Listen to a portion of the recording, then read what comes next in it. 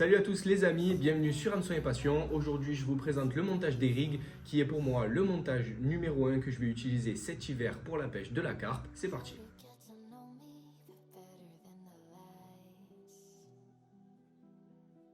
Pour ce qui est du matériel les amis, j'utilise de la tresse gainée, la Dark Matter en 25 livres de chez Corda. Ensuite vous prenez évidemment vos hameçons préférés. Ici je vais utiliser les Curve Shank X en taille 6 de chez Corda également.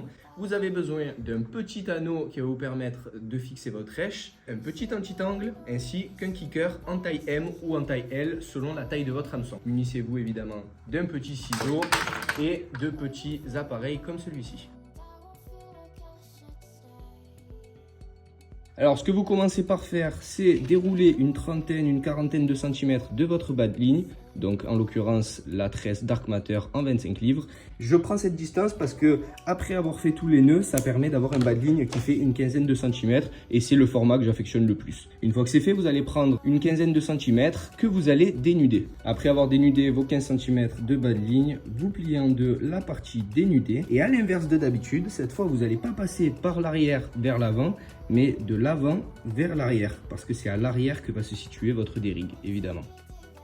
Une fois que c'est fait, vous prenez votre petit anneau et vous allez essayer de ne pas le faire tomber et de l'enfiler à l'intérieur de votre morceau de tresse. Vous prenez cette petite boucle que vous passez de l'arrière vers l'extérieur, c'est celle-ci qui va former votre dérigue. Là évidemment il est bien trop grand, donc ensuite il va falloir régler la distance pour régler la taille de votre dérigue. Voilà, là je trouve que c'est parfait. Une fois que vous avez terminé ça, vous mettez de côté la partie en trop et vous allez faire votre nœud sans nœud comme vous avez l'habitude de le faire.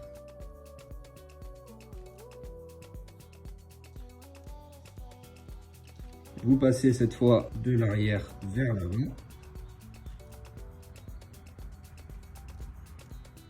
Et vous pouvez être content, vous avez réalisé le plus dur du montage. Vous n'avez plus qu'à couper l'excédent de tresse. Coupez pas trop court parce qu'ensuite quand on va venir tirer, ça va se serrer. Et voilà, là c'est déjà vraiment très bien. Une fois que c'est fait, vous allez prendre un petit kicker, celui que vous voulez, de la couleur que vous voulez et de la taille que vous voulez en fonction de votre hameçon. Et vous l'enfilez. Une fois que vous avez réalisé cette étape, il ne vous reste plus qu'à enfiler votre anti-tangle.